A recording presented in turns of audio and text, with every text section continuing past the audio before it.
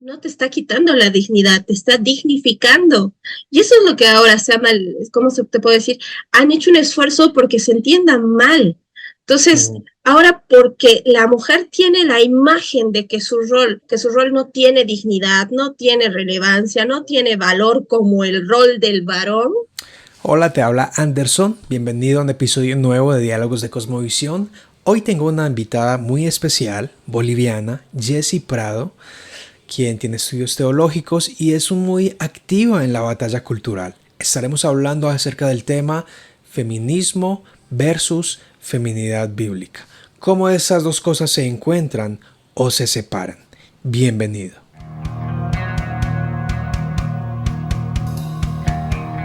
Te invito a suscribirte al canal, solo requiere darle clic aquí en suscribir, dale me gusta, comparte, déjanos sus preguntas, comenta.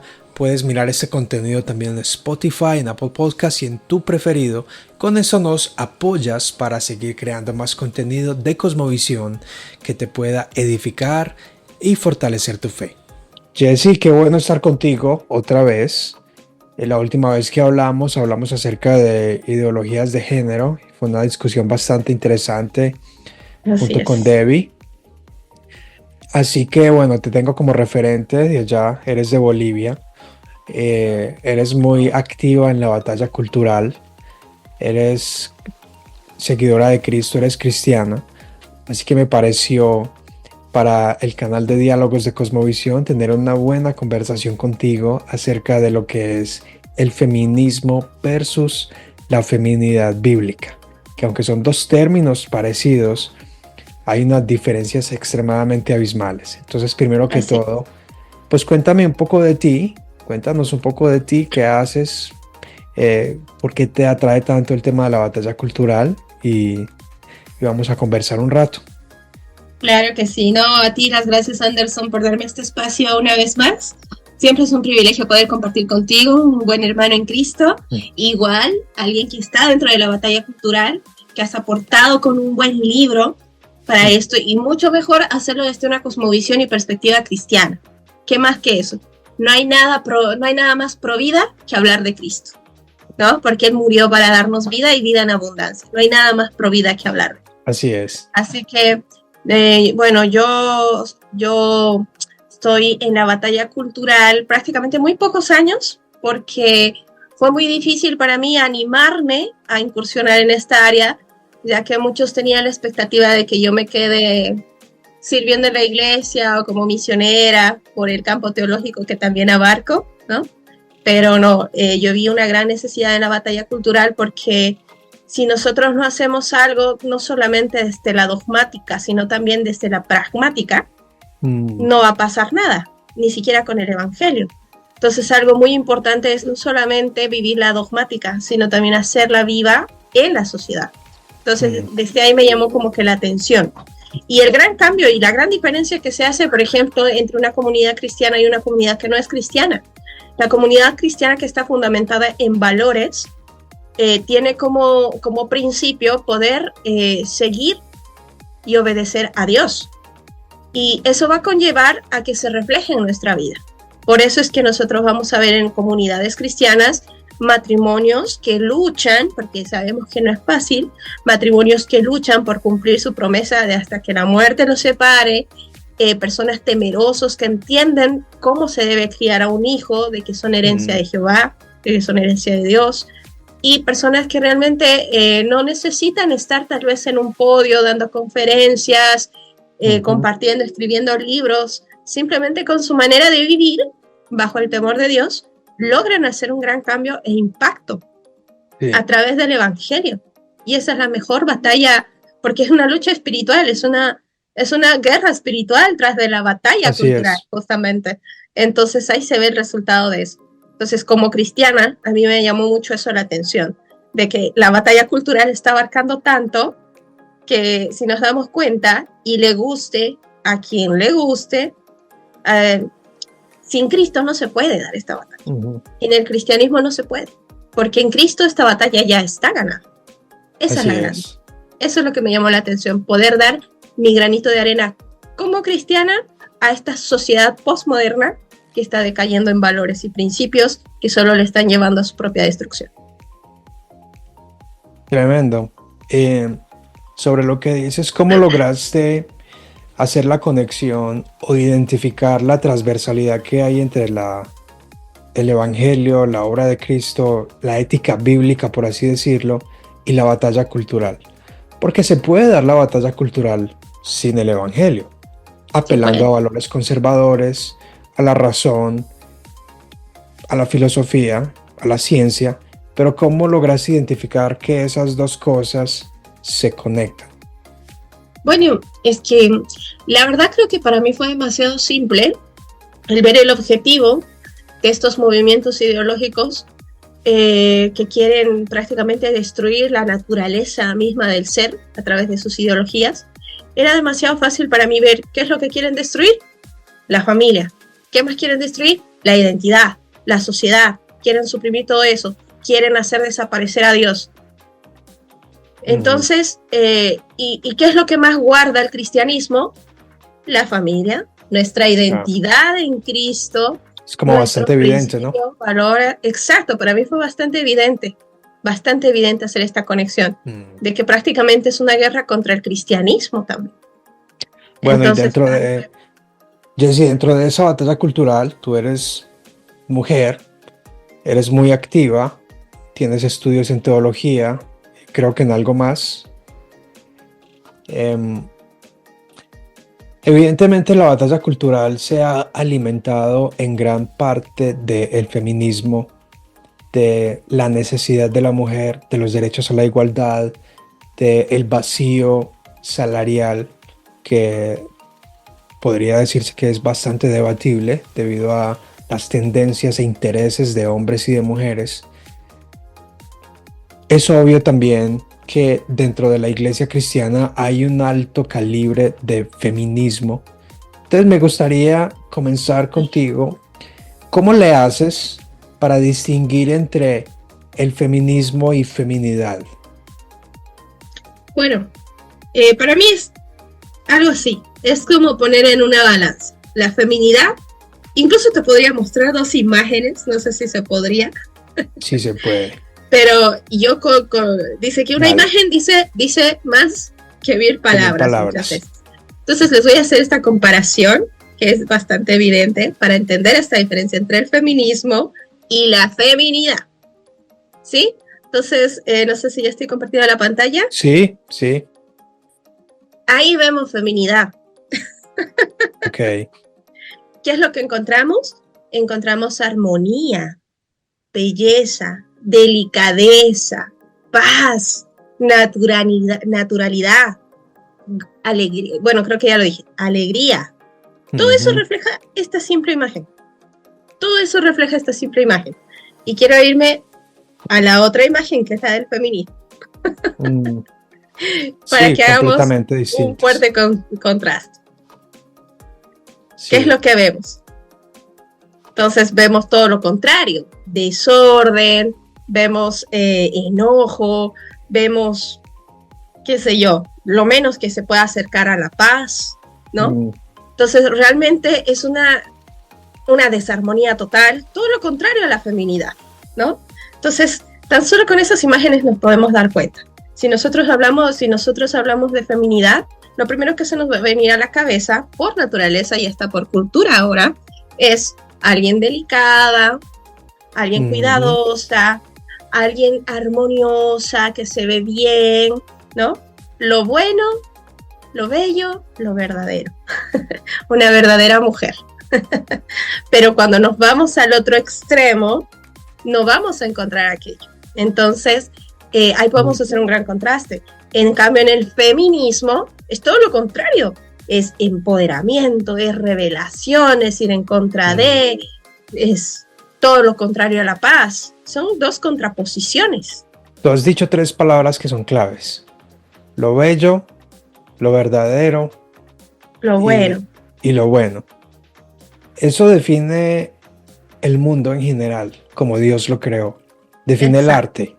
El arte puede evaluarse a la luz de lo que es bello, lo que es verdadero y lo que es bueno. Lo mismo aplica para la mujer. dentro Exacto, de esa batalla cultural, o se tienen esas tres características o no. exacto. Entonces, ahí nosotros ya podemos notar la gran diferencia que hay entre la feminidad y entre el feminismo. Y Mm, si te das cuenta, Anderson, voy a ir un poco a lo gramatical incluso, claro. la feminidad es un acto de ser, es feminidad, tú eres femenina, Mm, pero en cuestión del feminismo es una acción, si te das cuenta, es hacer mm, algo por tus propias fuerzas. sí, Entonces, son cosas totalmente diferentes. La feminidad tiene su propia esencia. El feminismo es una lucha, como ellos dicen, pero no una lucha por los valores, por la igualdad y por todo eso. Es una lucha incluso contra la propia naturaleza. sí, y tal vez es como otra versión de la lucha de clases en donde la mujer es Marxismo representada. cultural. Exacto, Claro. explícanos, expande un poco sobre eso. Bueno, pues esto viene, bueno, de Engels prácticamente, cuando nos propone, ¿no? El origen de la familia y la propiedad privada, donde para el Mm, hombre, o sea, el hombre en este caso sería prácticamente el dueño de la mujer y la mujer la mm, propiedad privada. Y a través de mm, los hijos se explota a la mujer y se la esclaviza. ¿No? Es una suerte más o menos de esa clase de claro. pensamiento. Yo siempre he pensado que, o mejor, de un tiempo para acá, que al mirar la Biblia, que típicamente se observa o se quiere criticar que la mujer del Antiguo Testamento es una mujer oprimida, es una mujer impedida, esclava del hombre, de un patriarcado tóxico, una masculinidad tóxica como es la expresión moderna. Pero yo veo que en la Biblia hay mujeres, por ejemplo en Proverbios 31, una mujer que hace negocios. Yo Exacto. veo, por ejemplo, la madre de Salomón, Betsabé, una mujer inteligente que hace miles de cosas para lograr que su hijo llegue al trono. Veo las esposas de Jacob e Isaac, mujeres muy trabajadoras que tienen decenas de hijos y que si no fuera Gracias. por ellas, quizás esos hombres no, bueno, sonará cliché y criticable para unos, pero no hubieran sido lo que fueron. Por ejemplo, la hija de Faraón, que escondió a Moisés y se encargó de criarlo. Y en el Nuevo Testamento, o de hecho podría decirse que todavía es el Antiguo porque aún no se había escrito. A las primeras a quien se aparece Jesucristo es a las mujeres. Entonces, ¿cómo tú juegas con esos aspectos de que algunos apelan a que no, los autores bíblicos eran machistas, ahora es diferente? ¿Cómo tú siendo mujer cristiana lidias con eso?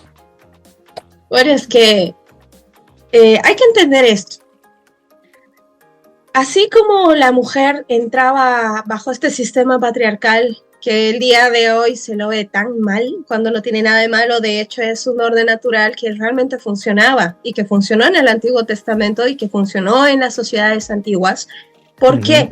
Porque es una suerte de que cada uno está en el lugar que le corresponde cumpliendo las labores que sus capacidades le permiten hacerlo de la mejor manera para que funcione toda una sociedad.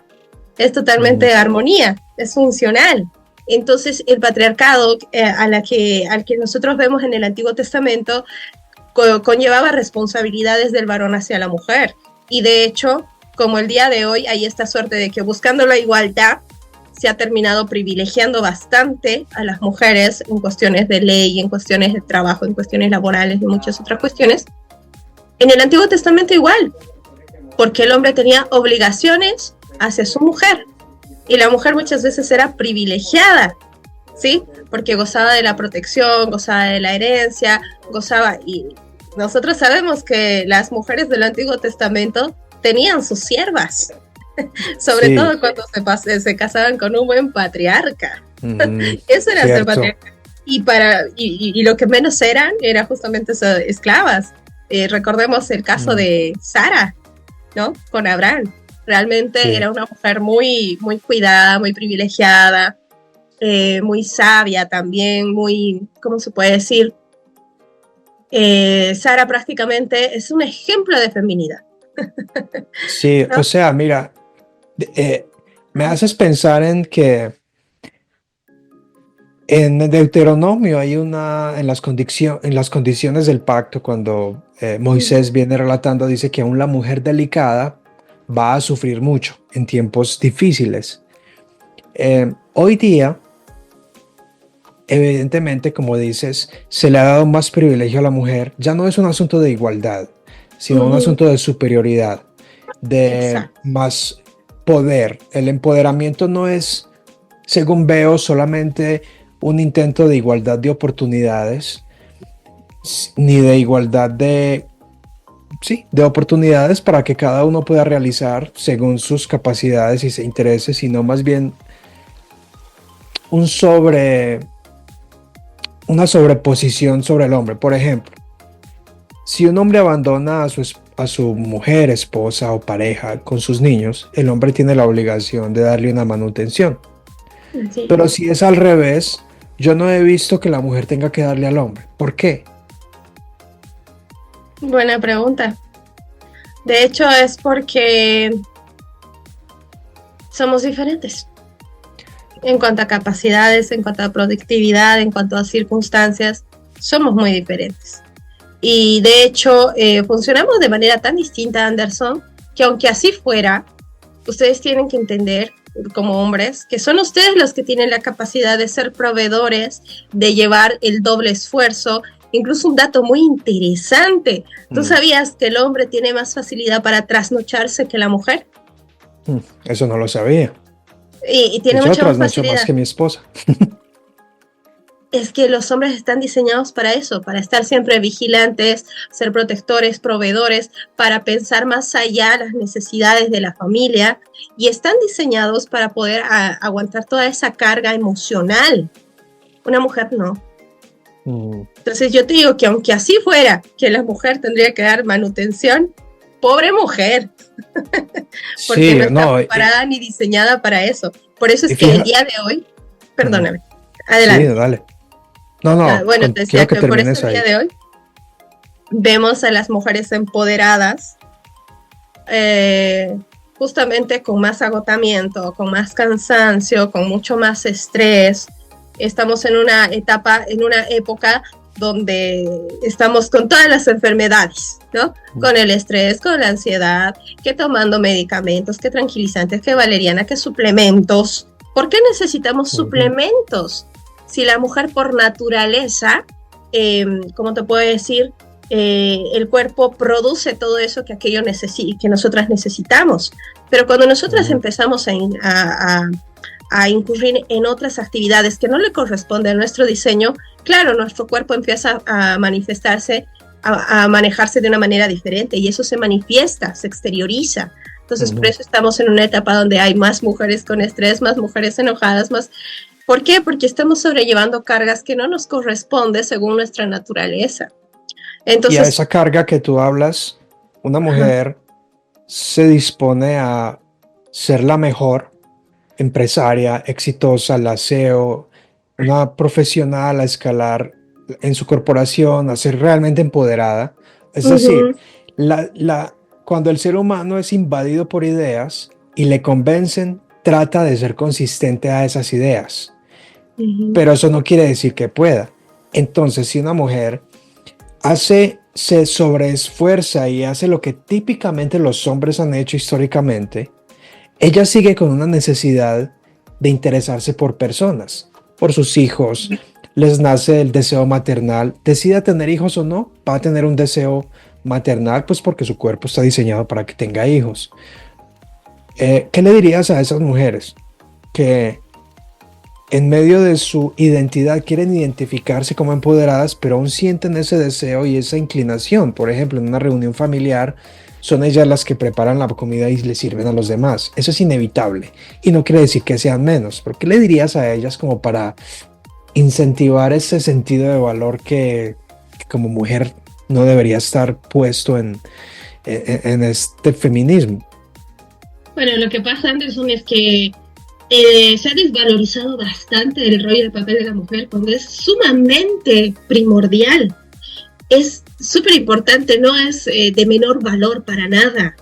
El hecho de servir no es, ¿cómo te puedo decir? No te está quitando la dignidad, te está dignificando. Y eso es lo que ahora se llama, ¿cómo se te puede decir? Han hecho un esfuerzo porque se entiendan mal. Entonces, ahora porque la mujer tiene la imagen de que su rol es, que su rol no tiene dignidad, no tiene relevancia, no tiene valor como el rol del varón, esa es la idea que tiene la mujer, porque no se da cuenta del impacto que causa una madre, una hermana, una esposa. No se da cuenta lo que una mujer de verdad impacta en la vida de su esposo, de sus hijos y de la sociedad. Cierto. ¿No? Entonces no se dan cuenta que es importante. ¿Qué les diría a estas mujeres? Que el intentar ser igual que un varón es desperdiciar el hecho de ser mujer. Así que piénsenlo dos veces. Mira, hay dos cosas que quiero hablar contigo. Una es que, hablando de la mujer no cristiana, y a veces realmente mucha cristiana piensa así, porque el hecho de ser cristiano o ir a una iglesia o creer en Cristo no significa que entendemos cómo funciona el mundo de inmediato. Es un proceso de reestructurar una cosmovisión del ser humano. Pero me parece a mí que la tendencia hoy es que el hombre debe traer un set de cosas a la mesa. Ser proveedor, ser romántico, ser un buen amante sexualmente, ser cariñoso con los hijos, ser un maestro en su casa, ser una cantidad de cosas. Y la pregunta es, ¿qué trae la mujer a la mesa? Muchas mujeres en el mundo lo que dicen es, pues, yo traigo mi cuerpo. Sí. ¿Es eso suficiente? Claro que no, porque la mujer tiene que poner sobre la mesa también su comprensión, sobre todo, su ayuda, el comprometerse a servir, a sujetarse, a respetar a su marido, a ser una buena esposa, a ser una buena madre, a ser buena administradora también, consejera. Recuerden el caso de David y Abigail. Entonces, la esposa también, la mujer tiene muchas cosas que poner a la mesa, porque si no, no habría un equilibrio y una funcionalidad dentro del hogar. Y esas son habilidades que no parecen ser materiales, son más blandas. Para nada. De hecho, cuando yo escucho esta frase de detrás de un gran hombre hay una gran mujer, y las feministas dicen, no, ¿por qué tiene que estar detrás? ¿Por qué detrás? Es al lado. Pero digo, es que es lo correcto. ¿Por qué? Porque el hombre es llamado a ser proveedor y protector. Y la mujer tiene una suerte de contención en ese proceso. Mientras él pone el pecho, pues la mujer está ahí agarrando las espaldas, porque si no, los dos se derrumban. Entonces ella tiene que saber contener también al esposo. Por eso, ¿cómo te puedo decir? Es la ayuda idónea. De hecho, la mujer va a potenciar o va a destruir al varón. Así de simple. Así de Entonces, simple. no solamente es ofrecer un cuerpo, es ofrecer lo que tú tienes para ofrecer. Y por naturaleza las mujeres tenemos eso, calidez, tenemos, ¿cómo te puedo decir? Eso de poder, abnegación. Se me iba la palabra. Porque eso que dices, eso nos hace ir hacia otro lado, y es que debido a que la mujer espera que el hombre ponga eso en la mesa y ella ponga solo su cuerpo, es como decir, al hombre no le duele nada, el hombre no tiene sentimientos, el hombre puede poner adobes o trabajar como policía o construir casas o ser un administrador, lo que sea, pero a él no le duele nunca nada. El hombre no llora, el hombre no siente y no necesita de nadie, sabiendo que la mujer es la única que le puede proveer de eso. Sí, de hecho, ¿cómo te podría decir? Yo sé que es así de simple el ejemplo, pero yo veía como un meme donde el hombre llega cansado del trabajo, con los problemas, con todo lo que pasó, listo, un hombre responsable que sale a traer el pan de la casa, y llega con todo eso, con todo un mal día muchas veces, con mucha carga que les ha dejado el día pesado. Y al entrar a la casa, ¿qué es lo que espera recibir? Que es tan importante porque es como que le devuelve la energía, la vida y el propósito. Porque uno puede decir, ¿por qué hago todo esto? ¿Por qué sufro tanto? ¿Por qué me estoy sacrificando? ¿Por qué tengo que...? Porque hay un propósito y algo que le motiva. Y eso es cuando abre la puerta y encuentra a su esposa con sus hijos en la calidez de un hogar, con la, qué sé yo, con detalles tan simples como la mesa puesta, con una comida rica. O sea, al varón todo eso le vuelve a motivar y es como una carga de energía. Y dice, es por esto que yo lo hago y lo voy a seguir haciendo porque vale la pena. Entonces es una cuestión de motivación. Tremendo. Es Porque así. yo he visto y he oído historias de, por ejemplo, hay una pareja, ambos trabajan para poder sostener las finanzas y de repente la mujer se queda sin empleo. Yo no he escuchado a hombres que digan, uy, tienes que conseguir un empleo lo antes posible porque yo no puedo solo o aquí necesitamos ambos compartir las mismas mitades. Típicamente veo que el hombre tolera y no le importa seguir él entregando todo su sueldo para sostenerla a ella y a su familia. Si es al revés, se espera que el hombre consiga un empleo lo antes posible. Claro. Claro, de hecho, porque es que está en nuestra propia naturaleza entender que él es el proveedor. Y es algo tan injusto lo que pasa hoy, Anderson, porque uno dice, ok, somos una pareja, vamos a trabajar ambos, lo tuyo es mío, le dice la mujer al varón, y le vuelve a decir, y lo mío es mío. Así es. Entonces hay una injusticia también ahí, porque no debería funcionar así. De hecho, cuando nosotros vemos Proverbios 31, y cuando habla de la mujer que es esforzada, que no se descuida de los hijos, que tiene su casa en orden, que le da paz a su esposo y su esposo puede vivir confiado en ella y que sus hijos la alaban y que el pueblo conoce de sus virtudes, ¿no? Entonces, esa mujer también es esforzada y dice que trabaja con telas de día y de noche, que ella es negociante, que es comerciante y de alguna manera, por eso dice, y sus hijos y su casa no temerá del invierno.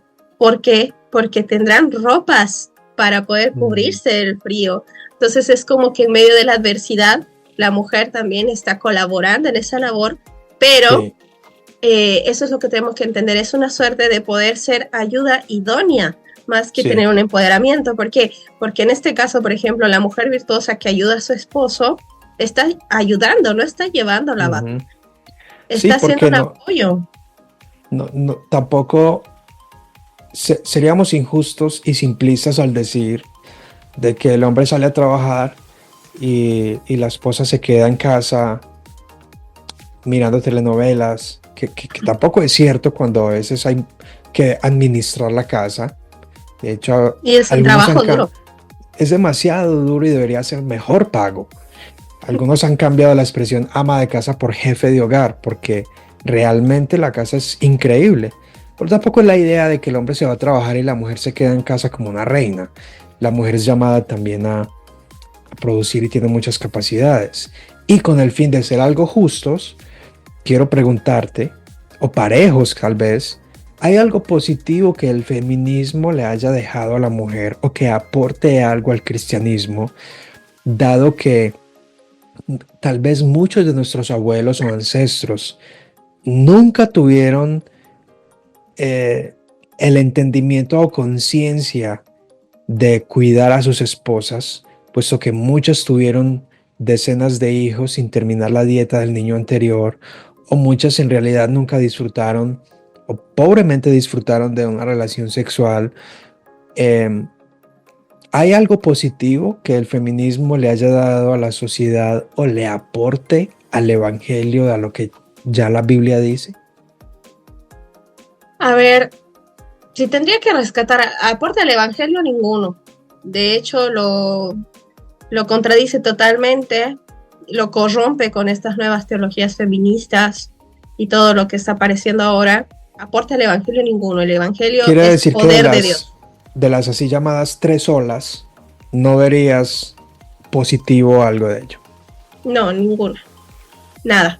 Pero si tendría que rescatar algo fuera del evangelio hacia la sociedad, tal vez lo único que la iglesia ya lo hacía, por si acaso, lo pongo en mayúscula, la iglesia ya hacía esto, es visibilizar la problemática de la injusticia hacia la mujer.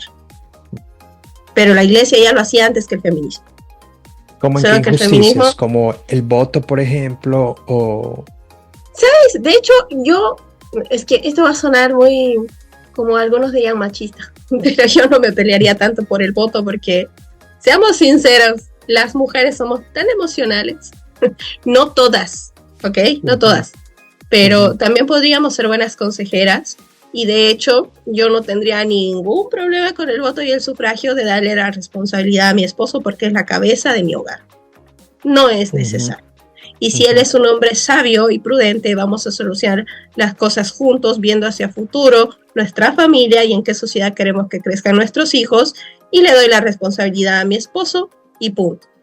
Yo no haría, sinceramente, tanto drama por el voto, porque de hecho se le ha dado la oportunidad del voto a través de la democracia al pueblo, y un pueblo sin información y con ignorancia va a usar muy mal esa herramienta, y ahora vemos el resultado. Pero ese ya es otro tema al que no me quiero meter. Porque es polémico, de hecho. Entonces yo no tendría tanto problema con eso. No. A lo que yo me voy en cuanto a visibilizar algunos problemas es justamente tal vez algo que, como te digo, la iglesia ya lo hacía, es ver a la mujer como inferior. Porque cuando Jesucristo llegó a la tierra, había este problema en el pueblo de Israel que Jesús vino a reivindicar teniendo seguidoras e incluso presentándose primero a las mujeres. Porque esto no era en ningún momento ni en ninguna manera el plan de Dios, que se nos vea en menor dignidad. Tenemos igual dignidad que el hombre por tener la imagen de Dios en nosotros. ¿Es algo que se ha visibilizado en la sociedad? Sí, porque se le ha dado más micrófono y más plataforma a este movimiento, pero la iglesia ya lo hacía. Así que no necesitábamos del feminismo. Yo no rescataría nada. Sí, es muy interesante porque los evangelios cuyos autores eran hombres no tienen miedo de decir las mujeres que seguían a Jesús, y que una lectura entre líneas dan a entender que algunas de ellas patrocinaban el ministerio de Cristo. De hecho, por ejemplo, el apologista William Lane Craig dice que un testimonio de una mujer no era valedero delante de los abogados de la época, y los evangelistas las ponen como que fueron las primeras que anunciaron la resurrección. Me parece que más empoderamiento que dar la primer buena nueva de la resurrección. Es que es como te digo, Anderson, Jesucristo vino a reivindicar todo eso antes que el feminismo, y la iglesia ya denunció todas estas cosas antes que el feminismo. Sí. Así que no lo necesitamos. Así es, qué bien. Así que no lo necesitamos. Qué bien. De hecho, yo te puedo dar una concepción del feminismo para que veas lo contrario que es al cristianismo y a la feminidad. El feminismo se puede definir como un movimiento social que tiene como objetivo la destrucción de la naturaleza de la mujer y subversión de los roles masculinos y femeninos. Así de simple. La destrucción. Eso es tremendo, porque ahorita muchas feministas están en contra del feminismo. O sea, ellas se han dado cuenta de que las otras categorías oprimidas, como los LGBTQ +, se han robado la victoria del feminismo. Así es. O sea que es como si hubieran sido engañadas. ¿Qué dices ante eso? Totalmente. Fueron engañadas. Y esto no pasa solamente ahora. De hecho, en el Nuevo Testamento, ¿por qué Pablo le recomienda a Timoteo que tenga mucho cuidado con las mujeres y a quienes escuchan estas mujeres? Porque siempre fuimos fáciles de engañar.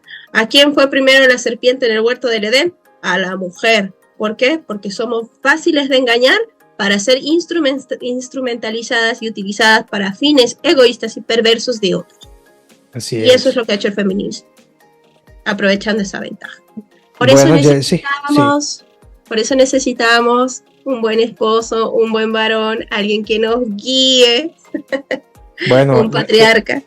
ese es el otro problema que hay, es que, a ver, yo miro en retrospectiva, mis profesoras de kinder y de escuela y bachillerato fueron mujeres.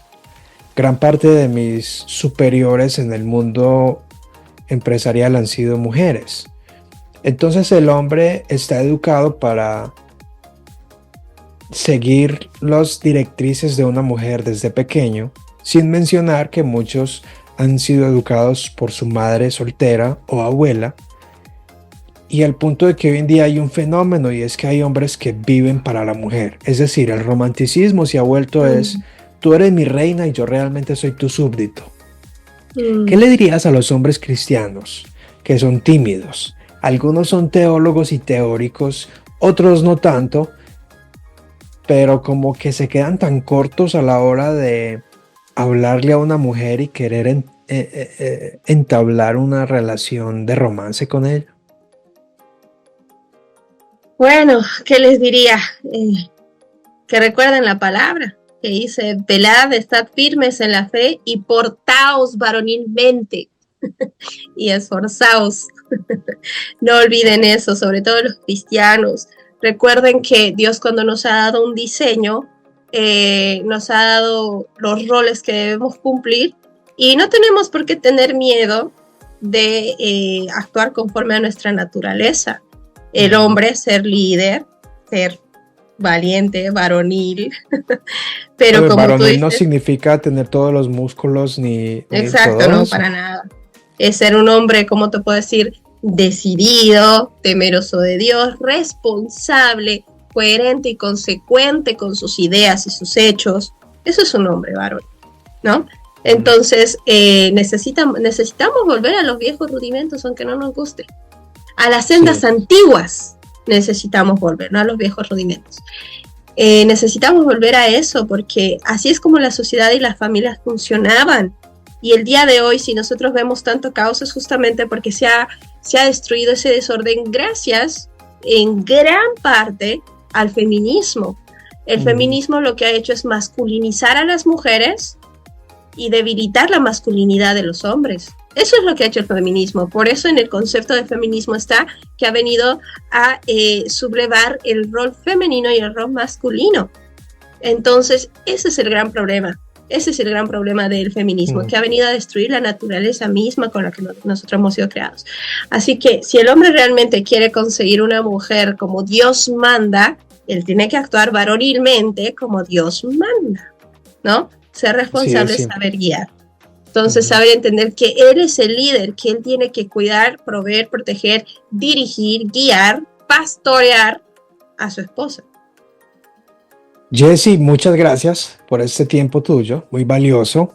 Hay mucho más de qué hablar, pero creo que hemos tocado temas muy relevantes, algunos aspectos que pueden ayudar a despertar conciencia. Y ¿dónde la gente se puede poner en contacto contigo, o cómo se ponen en contacto contigo en tus redes?